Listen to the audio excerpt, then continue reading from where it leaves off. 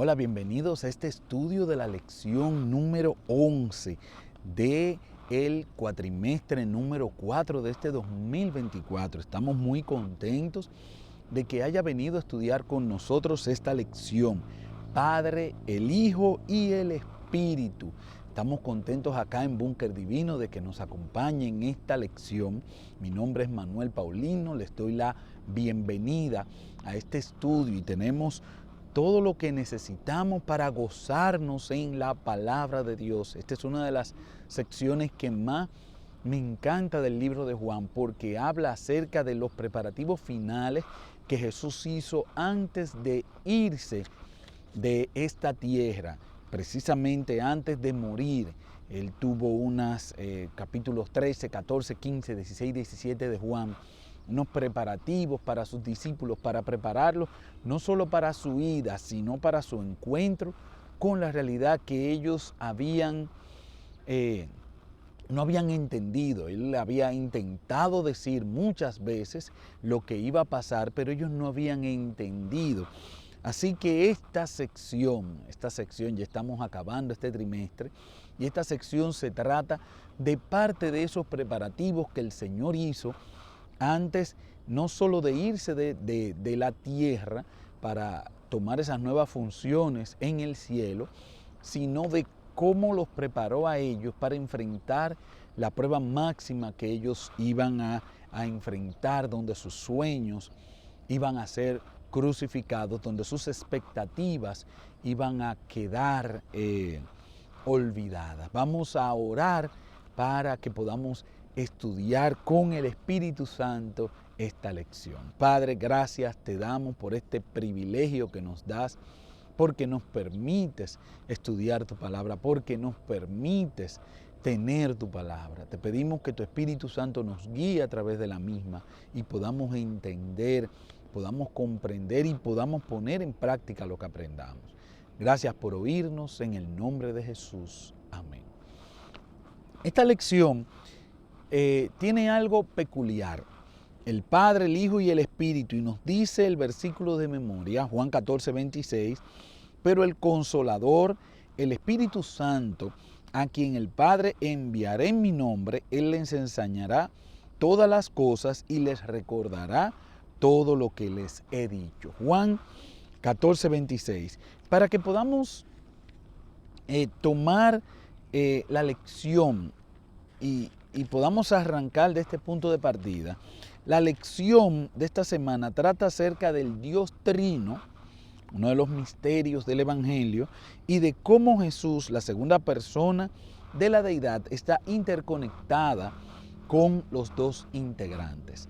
Y es algo interesante porque hay personas que nos han planteado o han planteado a lo largo de la historia, y quizás ustedes se han encontrado con personas así, que creen que el plan de salvación es Jesús solo que lo hizo, que no es un plan de salvación de Dios, que no hay cosa que Dios haga de manera solitaria sin involucrar a las tres personas de la Trinidad.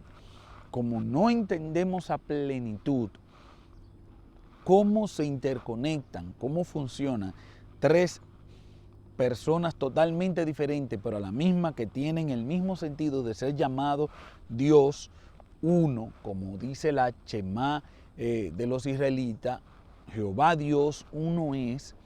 Nosotros en nuestra mente finita tenemos limitaciones para entender.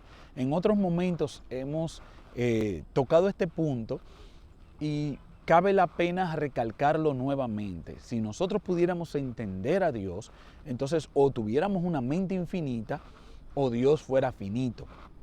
El mismo hecho de que no podamos entender todo y de ahí cosas que tenemos que aceptar por fe, significa que Dios está por encima de nosotros, como es la realidad. Ahora, que con este plan de salvación, el plan de salvación no fue establecido por Jesús. Hay personas que ven a Jesús y dicen, bueno, Jesús es bueno, Jesús me ama, para salvarme de Dios. Y cuando decimos de Dios el Padre, como que Jesús sí me está defendiendo y Dios sí quiere destruirme. Y como que Jesús está en medio y entendemos la palabra intercesión como que Jesús está aguantando y diciéndole con la señal de los clavos: Señor, no, espera, Padre, no lo hagas, ese es mío. Y tenemos esa imagen y nos han vendido esa imagen, y quizás hemos malinterpretado la parte de intercesión como que somos enemigos de Dios y como que Jesús es nuestro aliado, como que Jesús es nuestro amigo. Esta lección, esta semana, nos da a refrescar, nos presenta que el plan de salvación es algo que incluye la Trinidad completa. Y por eso el apóstol Pablo dice que Dios estaba reconciliando en Jesús consigo mismo al mundo. Juan 3:16 nos dice: porque de tal manera amó Dios al mundo que dio a su Hijo. No es que Jesús está, es la parte como más favorable hacia nosotros de la Trinidad, y que el Padre está por allá, guapo, esperando que le sacien su sed de justicia. No, toda la Trinidad se envolvió y tomó papeles que hacer en el plan de salvación para que nosotros pudiéramos tener una oportunidad, la oportunidad que teníamos al principio, pero que la despreciamos cuando elegimos el pecado. Entonces, la Trinidad está envuelta toda en el plan de salvación. Miren cómo lo presenta la lección del miércoles en el párrafo después de la segunda pregunta. Al describir a sus discípulos la obra y el cargo del Espíritu Santo, Jesús trató de inspirarles gozo y la esperanza que alentaba su propio corazón. Se regocijaba por la ayuda abundante que había provisto para su iglesia. Esto lo dice en Deseado de toda la gente, página 640 y 641. El papel que le tocaba desempeñar a Jesús aquí en la tierra, en el plan de salvación, estaba llegando a su fin. Ya él iba a tener otra parte que hacer en ese mismo plan de salvación, y acá venía la tercera persona de la Trinidad a tener su papel acá en el plan de salvación. ¿Por qué nosotros necesitamos que viniera la tercera persona? ¿Por qué Jesús estaba tan contento de darnos el don del Espíritu Santo?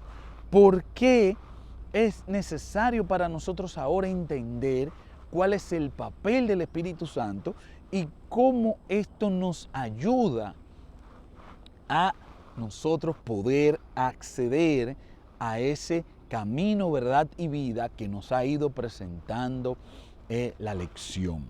Es la parte de las partes que tenemos que entender esta semana. Y miren, vamos a ver en este libro, Notas de Elena de White, que lo podemos conseguir en IAPA. Es un libro muy interesante y que nos da parte de los comentarios de Elena hacia lo que estamos estudiando. Oigan cómo comienza. La naturaleza del Espíritu Santo es un misterio. Los hombres no pueden explicarla porque el Señor no se la ha revelado. Los hombres de conceptos fantásticos pueden reunir pasajes de las Escrituras y darle interpretación humana. Cuidado con eso. Pero la aceptación de estos contextos, de estos conceptos, no fortalecen a la iglesia. En cuanto a estos misterios demasiado profundos para el entendimiento humano, el silencio es oro. Nosotros no podemos pretender que todo lo que es la Trinidad, todo lo que es Dios, todo lo que es el plan de salvación incluso, está aquí en este libro. El apóstol Juan dice que si todo lo que Jesús hubiera hecho, hubiera estado registrado, no cabrían en todos los libros en el mundo. Es una hipérbole, pero nos da a entender que este libro sagrado, este libro santo, es un resumen de lo que yo necesito saber para salvarme. ¿Está todo aquí? No, no está todo. La eternidad, nosotros vamos a seguir aprendiendo acerca de Dios, aprendiendo acerca de esta Trinidad, aprendiendo acerca del plan de salvación, de todas las cosas que se hicieron para que nosotros pudiéramos tener oportunidad de elegir, de ser rescatados del lado donde nos tenían esclavos y tener la oportunidad de elegir si vamos con Dios o si vamos con Satanás. Pero hay personas que se van hacia el interpretar para, no sé, decir que son ellos los que más saben o los que más entienden, y ponen a la Biblia a decir cosas que la Biblia no ha dicho, cosas que no son imprescindibles para nuestra salvación, porque si hubieran sido imprescindibles, el Señor lo hubiera presentado, porque acá está lo que nosotros necesitamos para salvarnos. Entonces, cuidado con nosotros poner a la Biblia a decir cosas que la Biblia no está diciendo y por este medio ponerlos a imaginar cosas y desviarnos de lo que sí tenemos que saber. Entonces, el Espíritu Santo, su labor, oigan lo que nos dice Hechos de los Apóstoles, página 43. El Espíritu Santo se da como agente regenerador para hacer efectiva la salvación obrada por la muerte de nuestro Redentor. El Espíritu Santo está tratando constantemente de llamar la atención de los hombres a la gran ofrenda hecha en la cruz del Calvario, de exponer al mundo el amor de Dios, a abrir el alma arrepentida a las cosas preciosas de las Escrituras. Después de convencer de pecado, de presentar ante la mente la norma de justicia, el Espíritu Santo quita los afectos de las cosas de esta tierra y llena el alma con un deseo de santidad. Él os guiará a toda verdad, declaró el Salvador. Si los hombres están dispuestos a ser amoldados, se efectuará la santificación de todo el ser. El Espíritu tomará las cosas de Dios y las imprimirá en el alma. Mediante su poder, el camino de la vida será hecho tan claro que nadie necesite errar. ¿Por qué ha sido tan atacada la labor del Espíritu Santo? Porque el Espíritu Santo nosotros lo necesitamos para nuestra salvación. Cristo hizo su sacrificio, Cristo murió por nosotros. Pero el yo tomar ese sacrificio, sentir la necesidad de entregarme a Jesús, de que esa fuerza regeneradora venga a mí, de que mi vida necesita a Jesús aquí adentro, no en esa cruz, no en ese cuadro, no en esa historia, sino que lo necesito de manera interna en mi vida. Esa labor la hace el Espíritu Santo. Él es el que pone la necesidad, Él es el que pone el deseo de yo ser como Cristo. Él es el que hace que yo necesite a Jesús.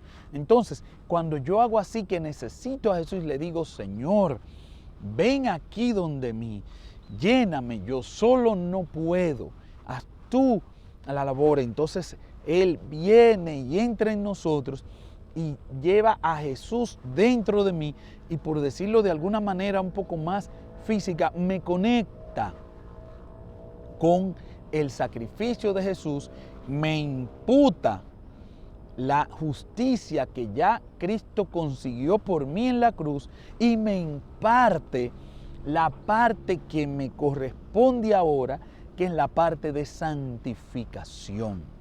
Ese proceso que dura toda la vida en la que este humano pecador comienza el camino hacia el cielo y en algún momento este humano pecador va a ser un humano pecador, pero listo para encontrarse con Jesús. Esa es la parte del Espíritu Santo. ¿Por qué nosotros hemos visto tristemente que muchas personas como que se pierden en el Espíritu Santo? Hay personas que reniegan de la tercera persona de la Trinidad. Hay otros que dicen que es una fuerza, que no es una persona. Hay otras personas que simplemente no atienden a la voz del Espíritu Santo. ¿Por qué? Porque para nosotros en este momento de la historia, para nosotros todos los que estamos en el camino o todos los que estamos vivos y queremos tomar el camino hacia Dios, el Espíritu Santo es la parte que nos va a nosotros a hacer la transformación que nosotros requerimos. Es la labor de Él, del Espíritu Santo, en el plan de salvación. Entonces, cuando el enemigo nos quita la parte del Espíritu Santo, nos quita todo esto. Y cuando nosotros renegamos del Espíritu Santo, cuando nosotros nos alejamos del Espíritu Santo, cuando nosotros resistimos el Espíritu Santo, entonces nos quitamos esta parte tan vital para nuestra salvación. Es algo que simplemente es vital para nosotros. Oigan lo que nos dice en la parte del viernes, en el Deseado de toda la gente, página 640, el Consolador llamado Espíritu de Verdad. Su obra consiste en definir y mantener la verdad. Primero mora en el corazón como el Espíritu de Verdad y así llega a ser el Consolador. Hay consuelo y paz en la verdad, pero no se puede hallar paz ni consuelo en la mentira. Por medio de las falsas teorías y tradiciones es como Satanás obtiene su poder de la mente, induciendo a los hombres a adoptar normas falsas, tuerce el carácter. Por medio de las Escrituras, el Espíritu Santo habla a la mente y graba la verdad en el corazón. Así expone el error y lo expulsa del alma. Por el Espíritu de verdad, obrando por la palabra de Dios, es como Cristo subyuga a sí mismo a sus escogidos. El versículo de memoria nos dice que el Espíritu Santo, cuando venga, va a recordar y a enseñar, o enseñar y recordar. También Él le llama Espíritu de verdad. En este momento de la historia, todo el mundo tiene la razón, todo el mundo tiene la verdad. Por eso es tan importante nosotros recurrir a la palabra de Dios. Pero hemos visto que muchas personas, aún con la palabra de Dios, están con tergiversaciones porque ponemos a la Biblia a decir cosas que no ha dicho. Entonces, el Espíritu de verdad es el que me da el discernimiento para yo irme por el camino correcto. Acuérdense que no hay más de un camino. Hay un camino y este camino, va a haber muchos caminos en los que podemos confundirnos. El sabio Salomón dice que hay muchos caminos que parecen, pero que no son. A la final son de muerte. Hay un solo camino que nos lleva al cielo y el Espíritu Santo es el que me va a guiar, me va a llevar por este camino. También el Espíritu Santo es que me va a recordar.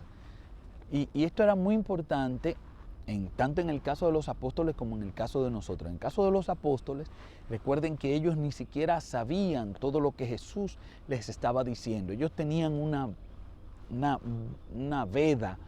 Ellos no entendían bien lo que les estaba diciendo porque ellos estaban queriendo entender a Jesús con sus tradiciones e intentarlo compaginar con lo que le habían enseñado. Y ellos no entendían hasta que Jesús muere, resucita, que ellos comienzan a entender y les son abiertos los ojos y cuando llega el Espíritu Santo, entonces ellos van a recordar. ¿Por qué es importante que ellos recuerden? Porque este testimonio que nosotros tenemos en el Nuevo Testamento, en la palabra de Dios, nos iba a llegar a través de ellos, pero dirigido por el Espíritu Santo. Ellos tenían que recordar qué era lo que nos iban a escribir para que nosotros pudiéramos entender y nosotros pudiéramos conocer, como dice el apóstol Juan, nosotros pudiéramos entender y conocer qué era lo que teníamos que aprender para que creyéramos que Jesús era el Hijo de Dios. Entonces, era importante para ellos recordar, pero para nosotros también es importante recordar, porque estamos leyendo la palabra de Dios y todos los que hemos estudiado la palabra de Dios sabemos que las verdades de la palabra de Dios no están en un solo lugar. La Biblia es un libro que es una biblioteca en sí. Son 66 libros escritos aproximadamente por 40 personas que creían lo mismo, pero lo expresaban de manera diferente. Así que una verdad tú vas a encontrar un pedazo acá, un pedazo acá, un pedazo acá, y los vas a ir uniendo y como descubriendo tesoros los vas a ir encontrando. El Espíritu Santo es el que te va a guiar en ese descubrimiento de tesoros, en ese discernimiento de que cosas que parecen confusas no lo son, pero todas están basadas en la inspiración divina. Entonces, el Espíritu Santo me va a ayudar a entender, saber qué es la verdad en lo que estoy mirando, saber qué es lo que estoy creyendo, saber qué es lo que estoy estudiando. El Espíritu Santo me va a guiar. Por eso es vital que antes de nosotros estudiar la palabra de Dios, podamos pedir la dirección del Espíritu Santo. Pero también el Espíritu Santo, en determinadas circunstancias en las que yo tenga que expresar testimonio de mi fe, es que me va a expresar, me va a dirigir, me va a recordar lo que tengo que decir para yo dar el testimonio correcto acerca de la fe. Pero recuerden, recordar significa que ya antes ha entrado en mí. Es una experiencia divina. Las personas que han predicado, han sentido que el Señor, mientras están en la disertación, les recuerda cosas que van acorde con el tema y que eso va a hacer mejor la claridad. Textos que no habían pensado antes usar, historias, relatos, maneras de interpretar la Biblia, que ahí en ese momento les llega una luz diferente y eso es el Espíritu Santo que lo hace. Persona de la Trinidad, nosotros no hemos hablado acerca de del Padre, de la primera persona de la Trinidad. ¿Por qué? En la lección pasada vimos que Jesús le dijo a Felipe: tanto tiempo hace que estás conmigo y no has visto al Padre. El que me ha visto a mí, ha visto al Padre. Jesús viene como representante del Padre. Aunque no lo hemos visto a Él, en lo que vemos a Jesús, vemos cómo es el Padre, porque Él vino a hacer la voluntad del Padre. Oigan lo que dice en la parte del domingo. El pecado es, entre otras cosas, una interrupción de nuestra relación con Dios. Representar de forma distorsionada quién es Dios. Por eso Dios, el Hijo, asumió nuestra naturaleza en la persona de Jesús para restaurar el conocimiento de Dios y traer la salvación a la humanidad.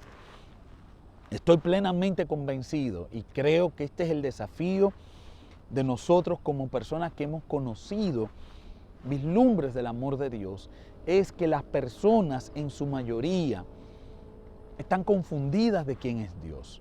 Se han llevado del cuadro que le ha vendido Satanás. Satanás ha tergiversado la imagen de Dios y le ha presentado un Dios odioso, un Dios que no perdona, un Dios justiciero, un Dios que no ama, un Dios que disfruta el destruirlos, un Dios que está esperando que caigamos para castigarnos, un Dios violento. Nos ha presentado ese cuadro y muchas personas han creído lo que este falso agente de ventas del cielo les ha dicho.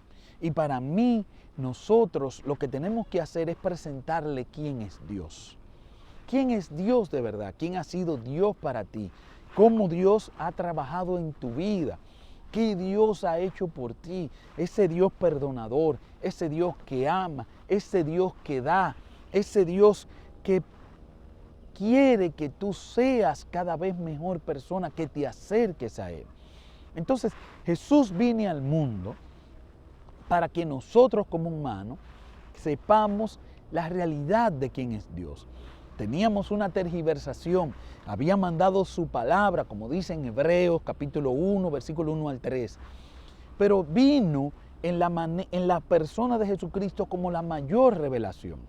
Y Jesús se pasa todo el libro de Juan diciendo: yo hago la voluntad de mi Padre. Hay más de 130 expresiones de esta de Jesús en la que Él es la revelación del Padre. Por eso Él como que medio se sorprende y como que medio le da un boche a Felipe y le dice, si tú me has visto a mí, has visto al Padre. Yo vengo en representación, yo vengo para que entiendan que Dios los ama. Yo vengo para que entiendan que no solo estoy muriendo yo en la cruz, no soy yo solamente el que ama. La Trinidad entera, el cielo entero, está preocupado porque el hombre logre salvarse. Entonces el desafío de nosotros es quitar esta tergiversación, esta mala propaganda que se le ha hecho a Dios y nosotros presentar el Dios que nosotros hemos aprendido a amar. ¿Por qué tú amas a Dios?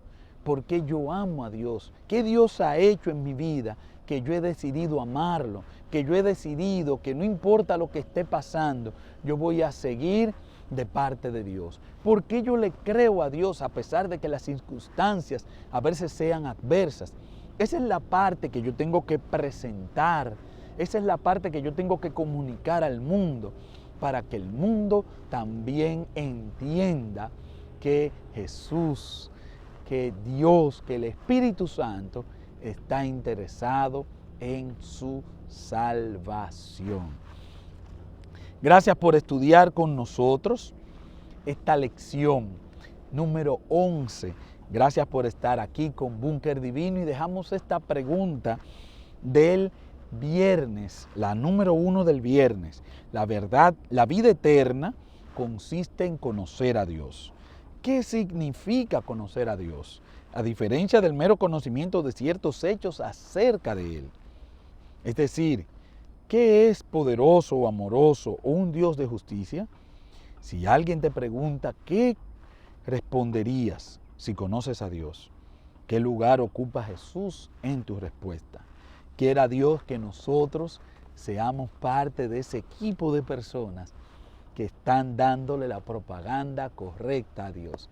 Que las personas a nuestro alrededor acepten o rechacen a Dios, pero después de conocer de verdad quién es Dios, porque nosotros, a través de lo que digamos y cómo actuemos, le presentemos la verdadera cara de Dios.